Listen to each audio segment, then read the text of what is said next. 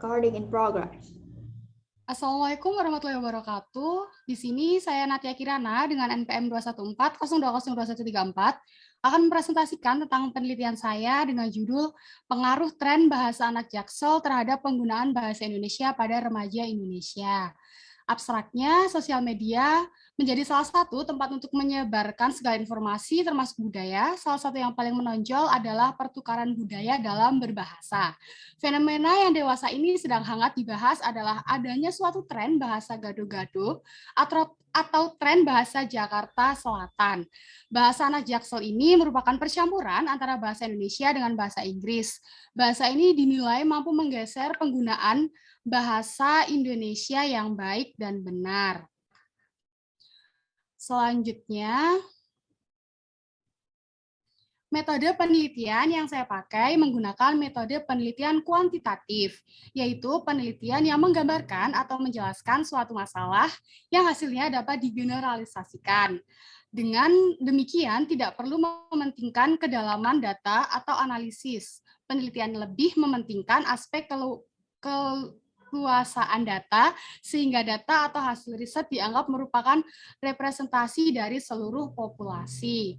Dalam penelitian ini, saya dituntut menjadi objektif dan memisahkan diri dari data. Artinya, peneliti tidak boleh membuat batasan konsep maupun alat ukur data sekehendak hatinya sendiri.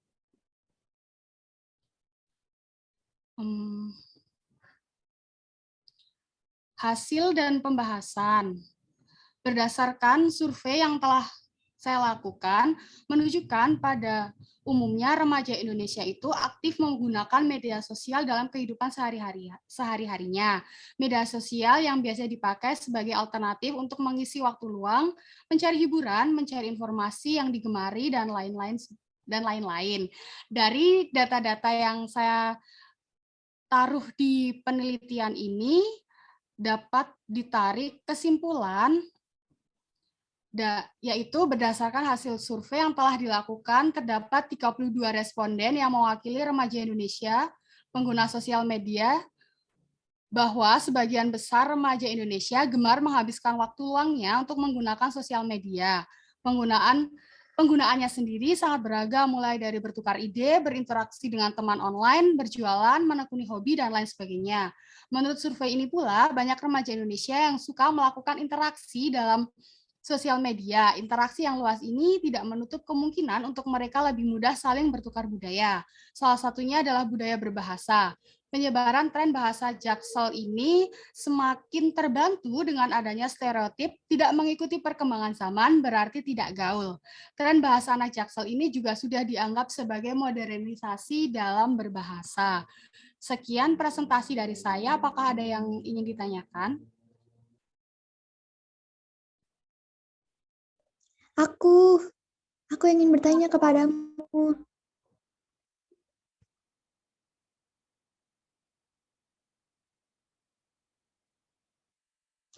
Apakah menurut Anda bahasa Indonesia beneran bisa luntur dengan adanya tren bahasa itu?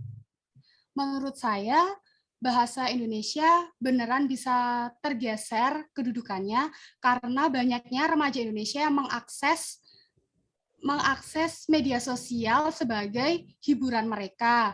Jadi semakin banyaknya masyarakat, terutama remaja Indonesia yang menggunakan media sosial tersebut, maka semakin dimungkinkan terjadinya penggeseran bahasa. Apakah ada yang ditanyakan? Oke, baik. Terima kasih. Saya ingin bertanya, apa hubungannya artikel ini dengan ilmu komunikasi? Menurut saya, artikel ini sangat berhubungan dengan ilmu komunikasi karena bahasa Indonesia sendiri adalah alat komunikasi yang digunakan dalam kehidupan sehari-hari di negara Indonesia. Baik, terima kasih. Sama-sama. Saya ingin bertanya ya, Saudara Natia, kenapa Anda tertarik dengan judul penelitian ini dan apa alasannya? Saya tertarik dengan judul ini karena saya menjadi salah satu pengguna Twitter dan di situ sangat banyak teman-teman online saya yang menggunakan bahasa anak Jaksel untuk berinteraksi dengan teman-teman lainnya. Jadi itu tuh benar-benar kayak wah ternyata bahasa Indonesia itu benar-benar udah mulai tergeser ya karena adanya tren bahasa Jaksel, bahasa Korea, bahasa Cina, dan lain sebagainya. Oke, makasih. Saya ingin bertanya Natia, Iya. apakah sampel yang Anda ambil itu remaja di seluruh Indonesia atau bagaimana?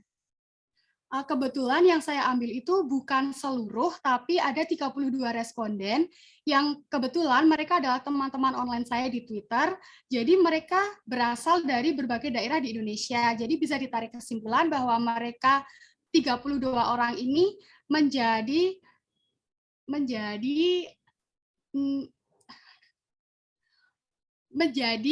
perwakilan bagi daerahnya masing-masing. Kiranya sekian presentasi dari saya. Apabila banyak kekurangan, saya mohon maaf yang sebesar-besarnya. Saya akhiri. Wassalamualaikum warahmatullahi wabarakatuh. Waalaikumsalam warahmatullahi wabarakatuh.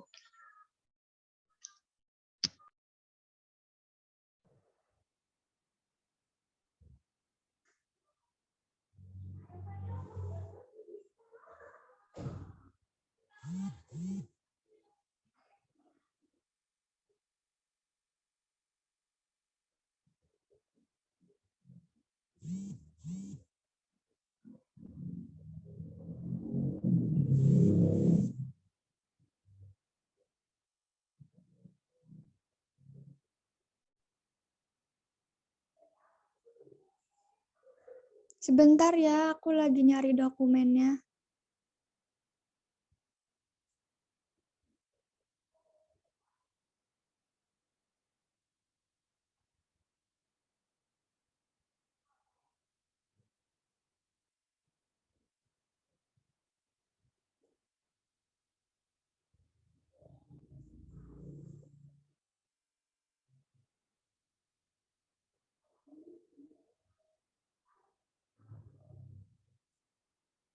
Apa sudah kelihatan? Udah. Assalamualaikum warahmatullahi wabarakatuh. Di sini saya akan menjelaskan judul penelitian saya, yaitu motif mahasiswa Universitas Tidar menggunakan second account di Instagram menggunakan teori dramaturgi. Sosial media menjadi sumber informasi bagi masyarakat, bersanding dengan media lainnya seperti televisi, radio, dan sebagainya. Salah satu media sosial paling populer saat ini adalah Instagram. Kemudahan dalam penggunaan aplikasi Instagram juga membuat mengapa Instagram begitu populer. Munculnya fenomena second account sebenarnya terbilang baru terkait dengan semakin populernya sosial media Instagram. Di sini saya pakai teori dramaturgi. Jadi dramaturgi itu adalah sandiwara kehidupan yang ditampilkan oleh manusia. Menurut teori dramaturgi Erving Goffman, sebuah peran yang disajikan oleh individu sebagai aktor dibagi menjadi dua bagian. Yang disebutkan, iya Mbak,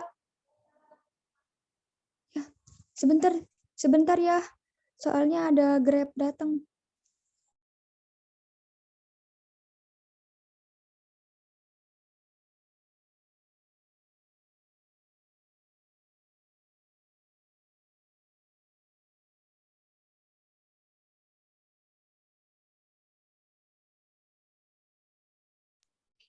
Bisa nggak nanti kalau pas bagian ini tuh di-cut gitu kan, bisa dipotong terus lanjut ke bagian selanjutnya gitu loh yang edit. Biar nanti si Tasya presentasinya ulangin gitu.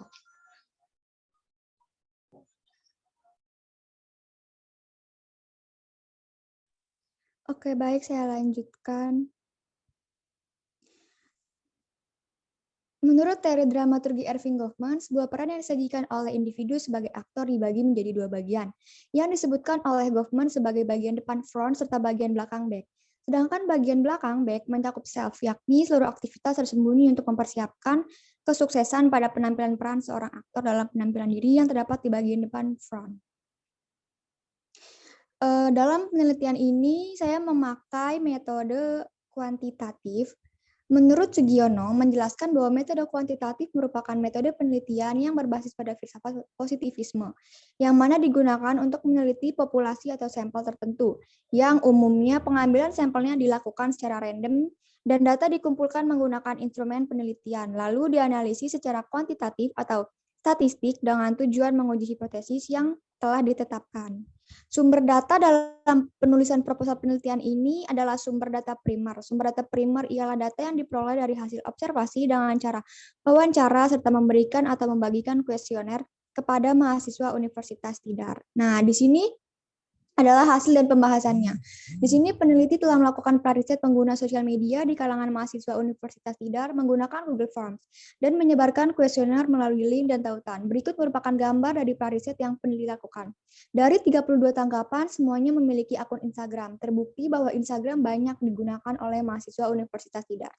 Kemudian pada gambar berikut terlihat seberapa banyak pengguna second account Instagram pada mahasiswa. Nah, di sini penggunaan akun kedua mencapai 87,5% dari 100%. Dari data ini bisa dilihat penggunaan second account atau akun kedua lumayan banyak digunakan oleh mahasiswa Universitas Tidar. Berikutnya peneliti juga telah mencari tahu fungsi dari second account yang mereka miliki. Nah, di sini tuh ada yang fungsi dari second account-nya tuh kayak iseng aja dan banyak, tapi rata-rata tuh lebih kayak buat mengekspresikan dirinya lebih bebas. Nah, terlihat dari gambar di atas, motif mereka menggunakan second account Instagram berdasarkan hasil survei yang peneliti lakukan. Rata-rata mereka menggunakan akun kedua Instagram untuk membagikan foto dan hal lainnya kepada teman dekat saja. Dikarenakan mereka merasa lebih aman dan nyaman, dan terkadang mereka membuat akun kedua untuk sekedar kepo atas sesuatu. Masyarakat terkadang berbeda dengan cara berperilaku di sosial media dan di dunia nyata. Nah, konsep panggung depan dan panggung belakang adalah konsep menurut Goffman. Sekian yang bisa saya sampaikan, kurang lebihnya mohon maaf. Wassalamualaikum warahmatullahi wabarakatuh. Silakan jika ada yang ingin bertanya. Saya mau tanya, Tasya. Apakah boleh? Iya, silahkan. Mengapa sebagian banyak orang-orang itu menggunakan second account Instagram? Kira-kira alasannya apa? Karena mereka lebih aman dan lebih bebas berekspresi di second account daripada di akun pertama, gitu. Terima kasih. Iya, sama-sama. Oke, Tasya, izin tanya ya. Iya, boleh, Zukruf. Oh ya, apa kaitannya penelitianmu dengan Ilkom? Kaitannya penelitian aku dengan ilmu komunikasi adalah karena di penelitian ini aku menggunakan salah satu teori dari ilmu komunikasi, yaitu teori dramaturgi, gitu. Oke, makasih. Ya, sama-sama. Saya mau tanya, Tas, Iya, Citra. apakah Anda juga menggunakan second account? Iya, aku pakai.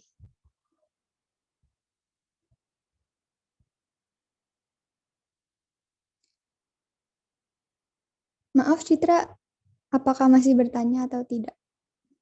Iya, belum masuk ya suaranya tadi, maaf. Kenapa kok Anda juga menggunakan second account? Karena saya juga termasuk orang yang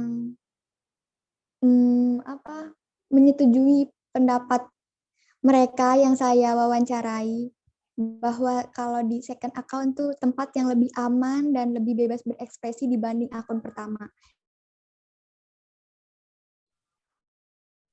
Baik, Tasya, saya mau bertanya, mengapa Anda memilih judul penelitian ini?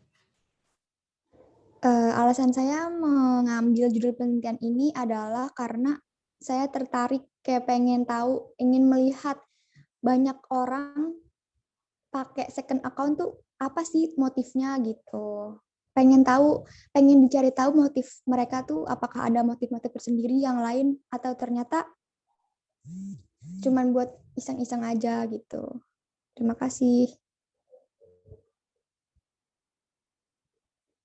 Apakah sudah?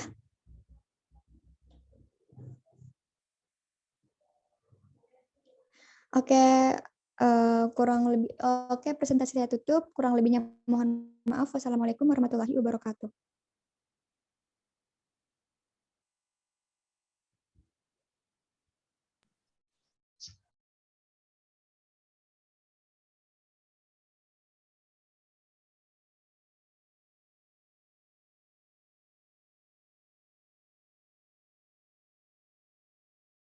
Apakah sudah terlihat? Sudah.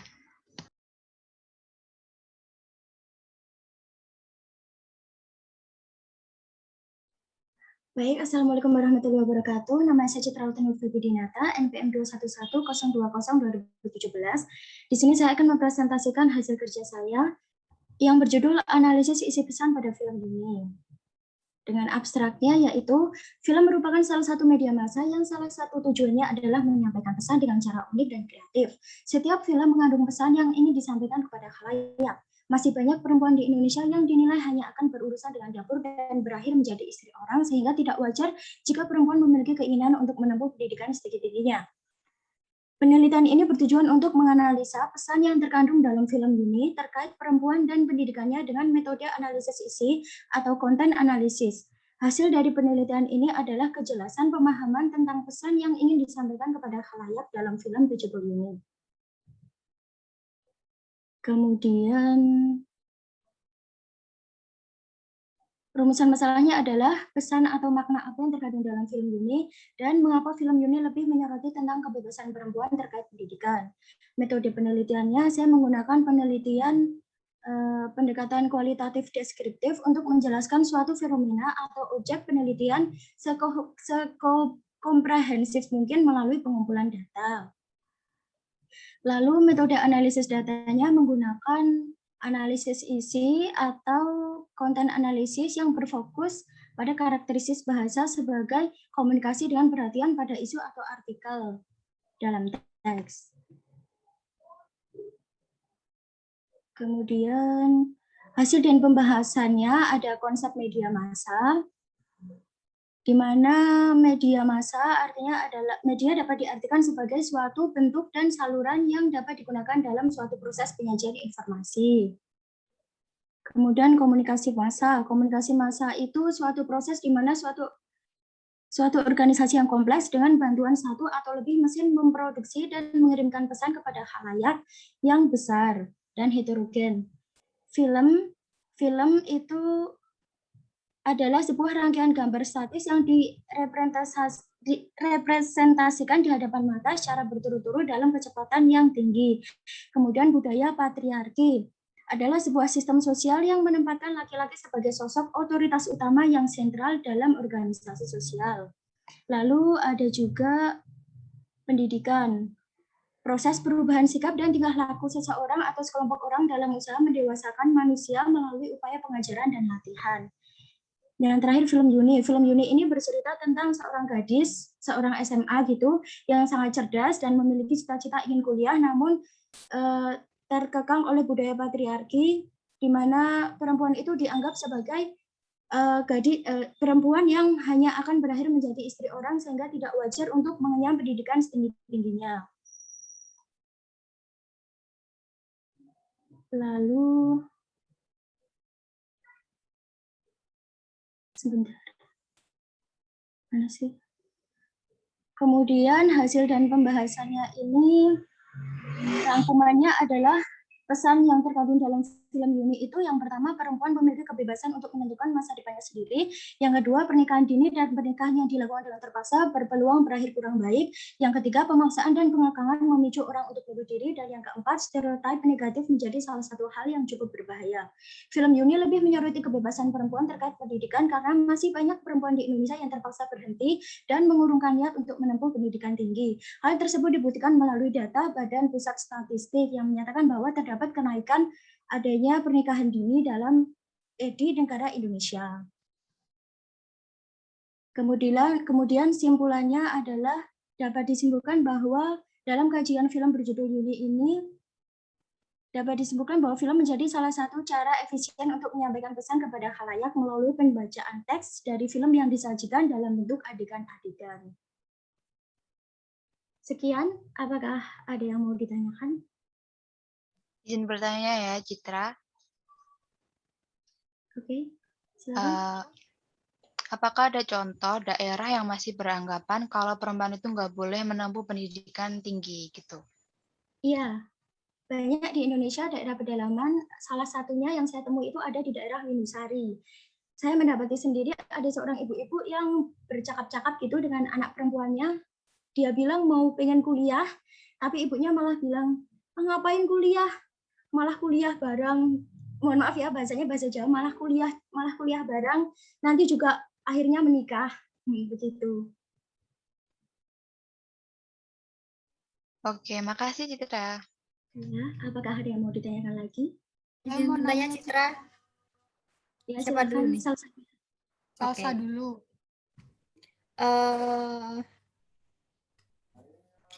Pertanyaannya masih sama kayak pertanyaan-pertanyaan tadi dari teman-teman. Buat teman-teman, apa hubungannya penelitian ini dengan ilmu komunikasi?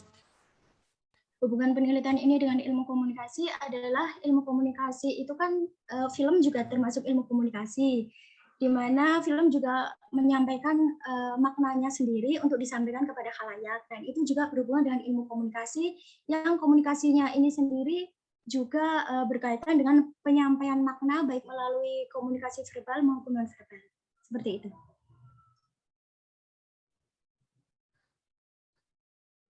Silakan Natia kalau mau bertanya. Oh ya, saya mau bertanya, menurut Anda mengapa film termasuk dalam media massa? Terima kasih. Menurut saya film termasuk media massa itu karena media massa kan sarana menyebarkan informasi kepada masyarakat yang heterogen gitu ya, yang luas. Nah, film ini menjadi salah satu cara untuk menyampaikan pesan tersebut kepada masyarakat luas juga begitu. Jadi ini berhubungan dengan media massa. Karena kan film termasuk salah satu jenis media massa juga gitu. Apakah ada yang mau bertanya lagi?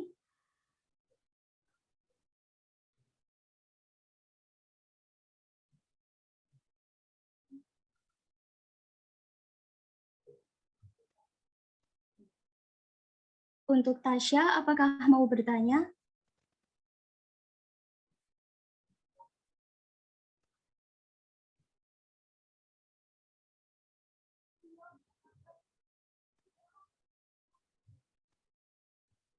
Tasya, apakah masih hadir?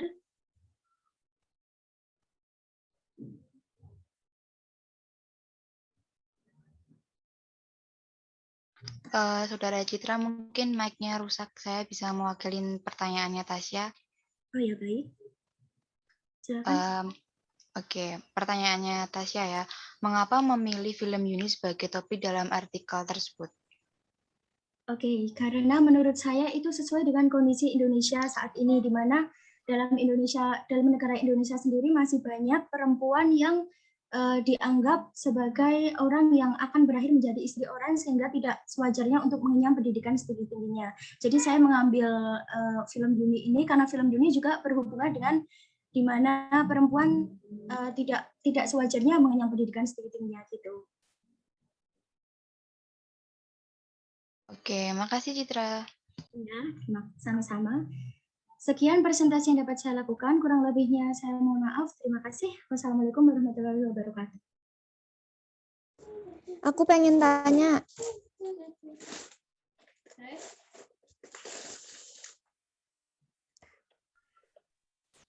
Sorry Tasya, tadi pertanyaannya udah diwakilin. Kamu mau tanya yang lain ya nggak apa-apa sih. Nggak jadi, terima kasih.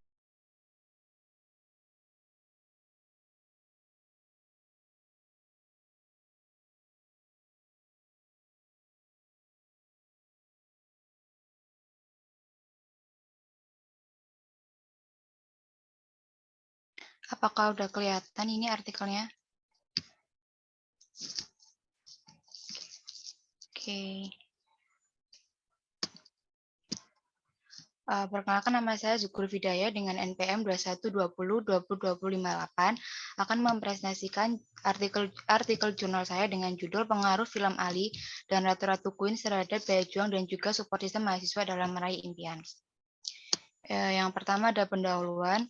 Di bab pendahuluan ini akan dibahas mengenai permasalahan apa yang saya ambil, yaitu permasalahan mahasiswa sekitar, yaitu mereka-mereka yang masih mempunyai daya juang yang rendah dan juga support system yang rendah. Hal ini karena rata-rata mahasiswa ini, atau bisa disebut mahasiswa angkatan 20 dan juga 21, mereka ini kan kalau kuliah masih angkatan corona ya, jadi kalau kuliah itu masih belum stabil daya juangnya, dan vibes mereka di perkuliahan ini masih masuk vibes anak-anak SMA aja. Jadi mereka tuh masih belum stabil dalam menemukan daya juang dan juga support system.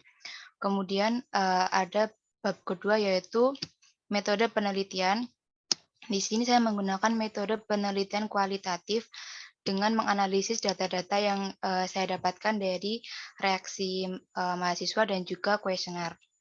Di sini saya berangkat dari dua teori, yaitu teori KAP atau komunikasi antar pribadi miliknya Johari Window atau bisa disebut teori 4 kuadran, dan juga teori komunikasi massa, yaitu komunikasi massa dalam bentuk musik dan juga film. Di sini saya mengambil satu sisi aja, yaitu film, dari film Ali dan juga Ratu-Ratu Queens.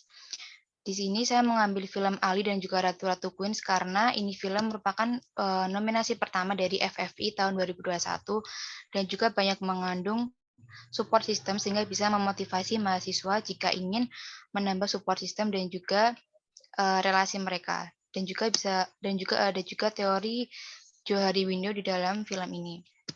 Kemudian hasilnya ini ada filmnya, analisis dan juga berbagai pesan moral dari filmnya ini, salah satunya yaitu berjuang dan juga memperbanyak mengasah skill KAP. Kemudian yang terakhir ada kesimpulan. Di sini dapat disimpulkan bahwa penelitian ini berangkat dari dua teori, yaitu teori Johari Window dan juga teori komunikasi massa, yaitu komunikasi massa dalam bentuk musik dan juga film. Dan penelitian ini dibuat dengan tujuan untuk mengatasi permasalahan mereka dan diharapkan agar mahasiswa bisa untuk mendapat motivasi dan banyak mengandalkan support system sehingga tidak hanya satu sisi saja. Kemudian bisa dilihat di sini hasil analisis dari kuesionernya. Dan penelitian ini dapat disimpulkan bahwa layak untuk dipublish karena sebagian besar mahasiswa angkatan 21 dan 20 ini mendapatkan perubahan setelah mereka menonton film ini. Sekian dari saya, apakah ada yang ingin ditanyakan?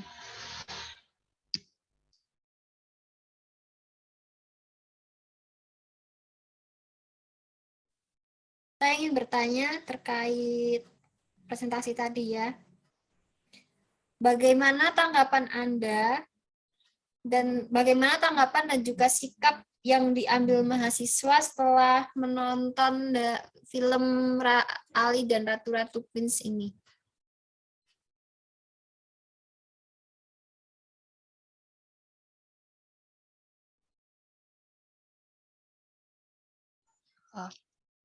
Oke, saya lanjut yang tadi ya, karena mungkin keputus.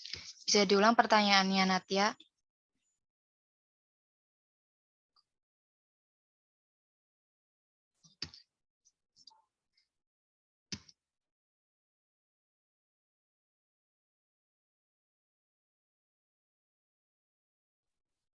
Jadi saya ingin bertanya, menurut Anda, unsur pembentuk film yang bisa dijadikan sebagai film motivator itu apa saja?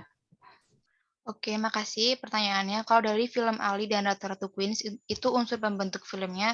Yang pertama jelas, kan film ini merupakan media paling dekat dengan mahasiswa ya, dan media paling efektif untuk nyampein pesan moral tanpa menyinggung berbagai pihak.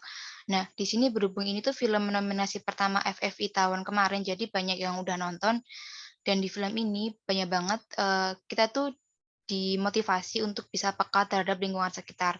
Kita diajari untuk bisa memanfaatkan mereka sebagai support system kita, sehingga kita tuh nggak ngandelin satu sisi kalau untuk support system pas berjuang di masa perkuliahan. Dan juga kita tuh bisa bakalan sukses kalau nggak ngandelin cuman satu cara doang, tapi dengan berbagai cara. Terus yang terakhir, film ini juga memotivasi agar kita tuh berani bermimpi bahwa nggak ada yang nggak mungkin, dan asalkan kita tuh udah keluar dari zona nyaman tuh pasti bisa. Dan yang terakhir, yang penting, film ini juga mengajari kita tentang pentingnya bersyukur akan kehidupan yang kita alami. Kayak gitu. Aku ingin bertanya. Oke.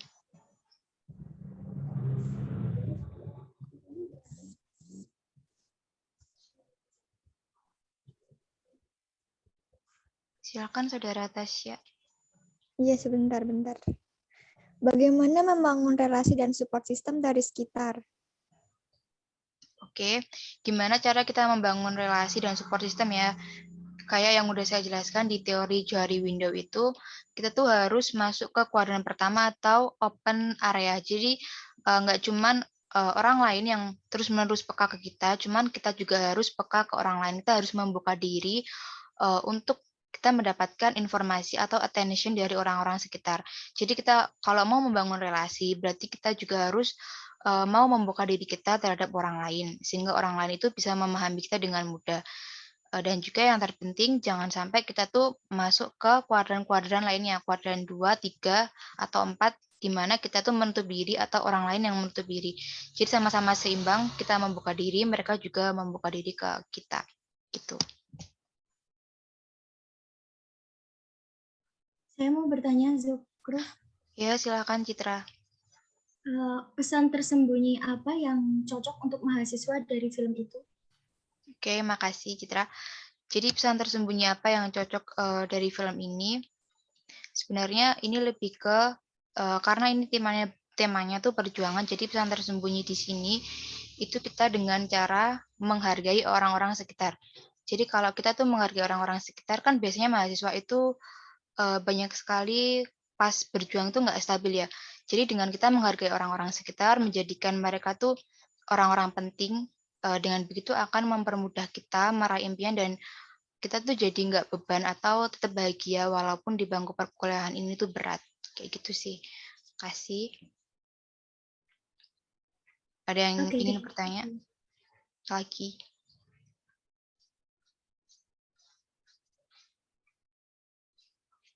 Saudara Salsa kalau mau bertanya silahkan.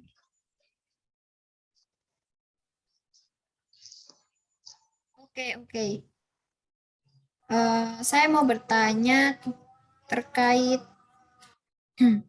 bagaimana tanggapan dan sikap yang diambil oleh mahasiswa setelah menonton film ini.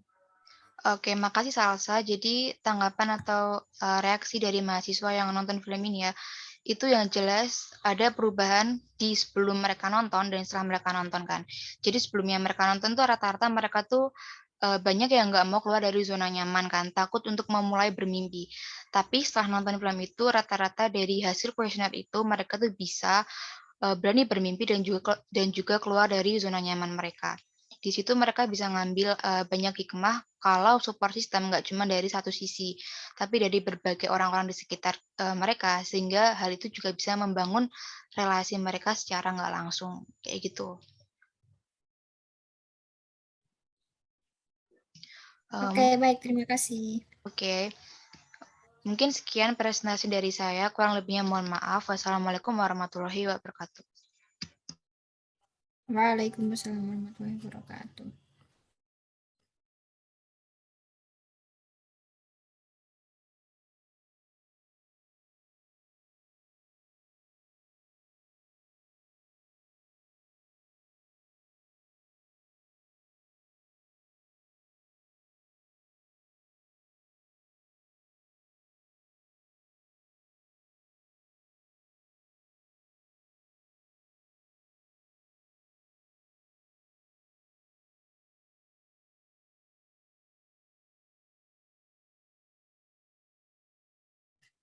Sebentar.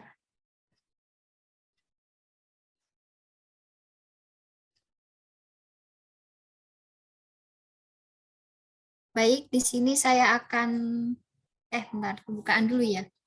Assalamualaikum warahmatullahi wabarakatuh. Saya Salsabila Vina Alfisyahni dengan NPM 21202021000. Di sini saya akan mempresentasikan mengenai hasil penelitian yang telah saya lakukan dengan judul Musik Tradisional Kalahkan Musik Modern di Zaman Milenial pada siswa SMA Negeri 2 Temanggung. Nah, langsung saja di sini saya akan membacakan abstraknya terlebih dahulu. Zaman milenial biasanya kehidupan serba modern akan ditemukan di dalamnya. Namun ada yang berbeda dengan siswa 11 MIPA 2 SMA Negeri 2 Temanggung. Mereka lebih menyukai musik tradisional dengan alasan guru yang mengajarnya lebih bersahabat, sehingga mempengaruhi minat mereka dalam mempelajari musik. Hal ini berdasarkan pada kuesioner yang telah dibagikan. Meskipun mereka sebenarnya menyukai musik modern, akan tetapi karena faktor guru yang mengajar membuat mereka lebih merasa nyaman saat belajar musik tradisional. Hal inilah mengapa dapat dikatakan bahwa musik tradisional mampu mengalahkan musik modern di zaman milenial dikarenakan sikap, cara komunikasi, dan cara guru mengajar dapat memengaruhi minat siswa dalam belajar. Nah, kemudian pendahuluannya itu adalah dalam penelitian ini saya menemukan sebuah alasan mengapa saya bisa mengambil penelitian ini. Yang pertama dikarenakan siswa 11 MIPA 2 itu lebih menyukai musik tradisional daripada musik modern di zaman yang sudah serba modern ini, di era milenial ini. Tapi kita tahu bahwasannya sebenarnya zaman milenial itu kan semuanya serba modern, seperti yang sudah saya sebutkan di abstrak tadi. Tapi hal ini berbeda dengan siswa 11 MIPA 2, mereka lebih menyukai musik tradisional daripada musik modern. Nah, hal ini akan saya bahas lebih dalam di dalam pembahasannya. Mengapa hal tersebut bisa terjadi? Ternyata mereka menyukai musik modern, menyukai musik tradisional di zaman milenial ini dikarenakan semata-mata bukan karena musiknya itu sendiri, tetapi karena konteksnya itu adalah guru yang mengajarnya. Guru yang mengajar musik modern itu bisa dikatakan adalah guru yang sarkas, guru yang menggunakan komunikasi nonverbal secara tidak kurang etis kali ya, kurang etis. Kemudian sedangkan guru musik tradisional itu menggunakan cara-cara yang halus, kemudian mengerti akan kebutuhan siswanya, sehingga di situ menumbuhkan minat terhadap minat dari siswa sendiri untuk belajar musik tradisional. Nah, hal ini berdasarkan apa yang telah saya temukan pada kuesioner yang telah dibagikan, bahwasanya memang sebagian mereka sebenarnya menyukai musik modern. Akan tetapi dengan konteks pembelajaran di SMA Negeri 2 Temanggung ini, dikarenakan guru yang mengajarnya itu lebih bersahabat di pelajaran musik tradisional, sehingga membuat mereka itu lebih menyukai musik tradisional daripada musik modern. Nah, saya juga mengaitkan teori ini, maksud saya mengaitkan penelitian ini dengan teori cost reward atau biasa kita sebut dengan teori pertukaran sosial ya, social exchange theory. Nah, di sini dikaitkan bahwasannya murid itu akan memberikan akan memberikan sebuah usaha itu demi untuk memperoleh reward yang sebanyak-banyaknya. Itu kan prinsip dari teori social exchange itu sendiri. Akan tetapi sebenarnya di dalam konteks ini mereka itu sudah memberikan sama-sama memberikan cost yang sepadan demi meraih reward yang sebesar-besarnya. Akan tetapi pada kenyataannya itu siswa itu tidak mendapatkan reward yang sesuai dengan apa yang ia harapkan. Nah, di pelajaran musik modern, siswa berusaha memberikan cost, akan tetapi ternyata reward yang diberikan itu malah tidak sesuai dengan apa yang diinginkannya, seperti mendapatkan cacian, bahkan mendapatkan cacian dan lain sebagainya. Tapi pada saat musik modern itu, pada saat musik tradisional itu mereka mendapatkan reward yang sesuai dengan apa yang mereka inginkan, seperti mendapatkan pujian, mendapatkan apresiasi dan lain sebagainya. Nah, langsung saja pada kesimpulannya, berdasarkan hasil penelitian, walaupun dari 20 responden mereka banyak yang menyukai musik modern, akan tetapi mereka sebenarnya lebih menyukai musik tradisional dikarenakan dipengaruhi oleh guru yang mengajarnya. Mereka menyukai musik tradisional karena guru yang mengajar lebih santai dibandingkan dengan guru musik modern, akan tetapi ada juga yang menganggapnya sebuah tantangan ketika belajar karena guru menganggapnya sebagai sebuah tantangan ketika belajar bersama guru musik modern. Hanya saja mereka lebih menyukai cara mengajar guru musik tradisional. Nah, mungkin cukup sekian presentasi dari saya. Apakah ada yang ingin ditanyakan? Izin bertanya ya, Saudara Salsa. Saya ingin bertanya. Siapa dulu nih? Aku dulu. Oh, ya. Neona ngalah ya.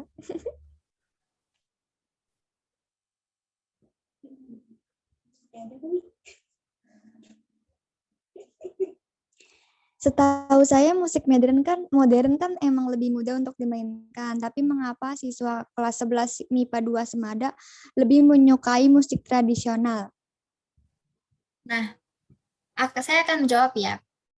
Seperti yang telah saya sebutkan tadi, bahwasanya mereka itu lebih menyukai musik tradisional bukan karena permainannya, akan tetapi dikarenakan dalam konteks pembelajarannya, yaitu guru yang mengajar pada musik tradisional itu lebih bersahabat, lebih mengerti akan kebutuhan siswanya, sehingga di situ muncul rasa kenyamanan dalam mengikuti pembelajaran, seperti itu. Akhirnya, walaupun mereka sebenarnya menyukai musik modern, karena guru pembelajarannya itu menunjukkan sifat yang lebih bersahabat, mereka menjadi lebih suka kepada musik tradisional, seperti itu.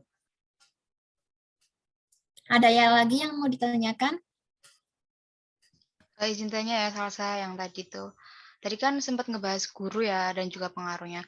Menurut kamu, kenapa sih guru itu berpengaruh dan juga kayak gimana pengaruh guru di situ? Kasih. Oh ya, baik. Terima kasih atas pertanyaannya. Jadi guru itu sangat berpengaruh karena apa? Karena ketika kita belajar itu ya, yang pertama kali kita lihat itu adalah guru sebagai cerminan.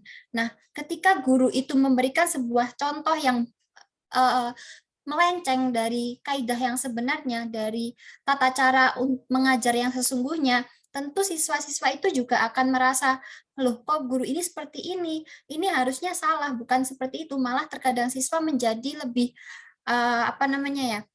menjadi malas terhadap apa yang dilakukan oleh guru tersebut karena tidak menunjukkan contoh yang baik terhadap siswanya, seperti itu.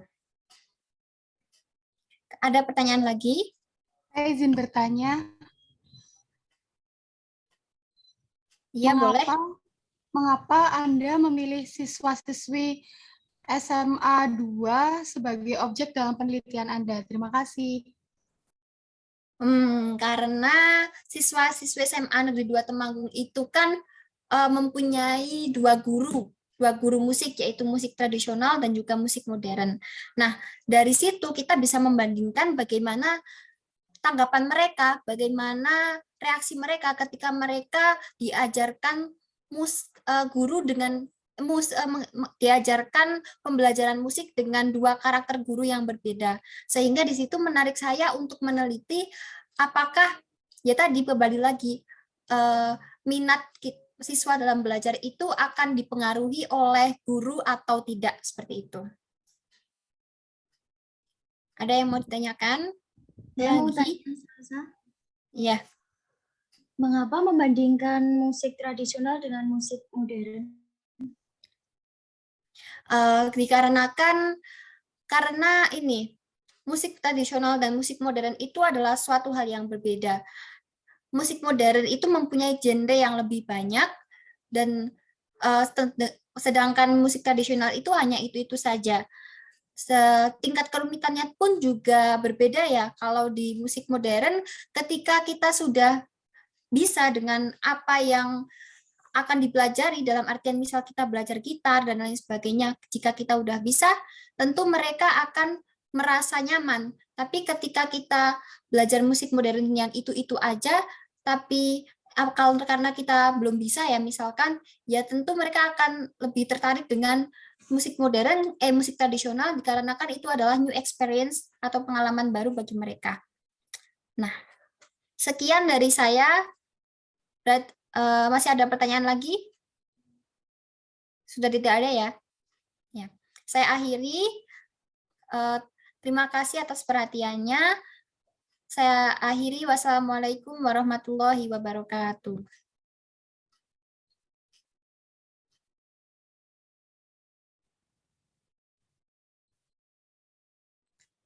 Recordnya bisa dimatiin dulu.